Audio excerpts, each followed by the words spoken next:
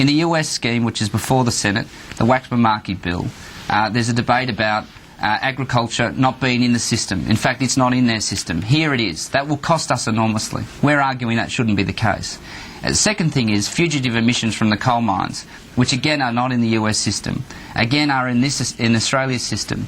We've been arguing those 2 points uphill and down dale. Malcolm Turnbull has been arguing those points. But some of your colleagues, they're fair points, some of them, but you know, the ETS isn't a model that some of your colleagues want at any time, in any form. Well, look, you're allowed to have a debate. I mean, this is not a dictatorship in Australia. You're allowed to actually have a debate. Some people have a view that the ETS is the wrong direction. I accept that.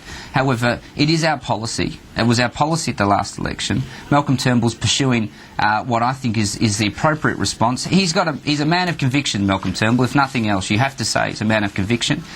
His view is that we need to negotiate. That is, the party room supports him on that view because the Labor Party is pushing us to do this before Copenhagen. We've said all along, let's hold off this debate until after Copenhagen.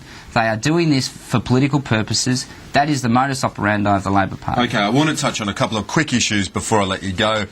Jason, the Electoral Commission's redistributions come in for a bit of flack from the New South Wales Supreme Court Justice Jim Spiegelman overnight, lashing out at moves to rename the seat of Lowe, the seat of McMahon, after the former Prime Minister Billy McMahon, and scrapping the seat of Reid, which was named after the founding father George Reid, the fourth Prime Minister. What do you make of this debate? Do you agree with him? Well, I think it's a secondary debate. There's always going to be anomalies in the names of seats.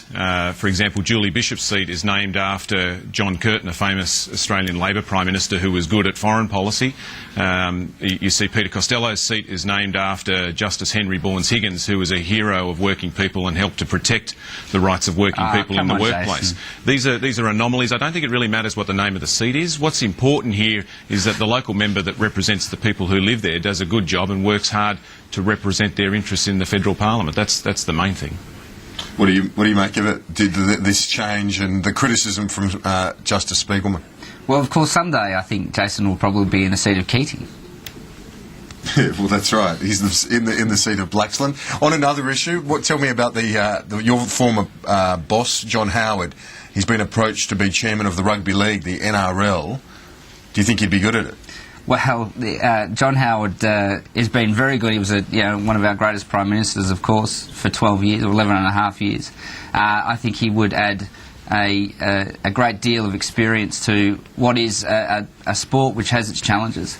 We've seen over the last couple of years it's had significant challenges. It obviously is looking for a new direction, and I think he has a strong passion for the sport. Of course, there would be a question from some other supporters about whether he would show too much favour to the St George Dragons, who he has a long love of. So, but look, overall, he would be a wonderful addition to that competition. What do you think would he be? Well, Jason, I think he'd be better at the job than one of your predecessors in Blaxland, the former Prime Minister Paul Keating, as chairman of the Rugby League. I'll back Jamie in on this one. I think that John Howard would do a great job. He's a big fan of rugby league, and he's a strong leader. I think that his leadership skills would add to the NRL. One of the things we don't do well in Australia is provide opportunities for previous Prime Ministers and previous leaders to use their skills in the commercial world or elsewhere.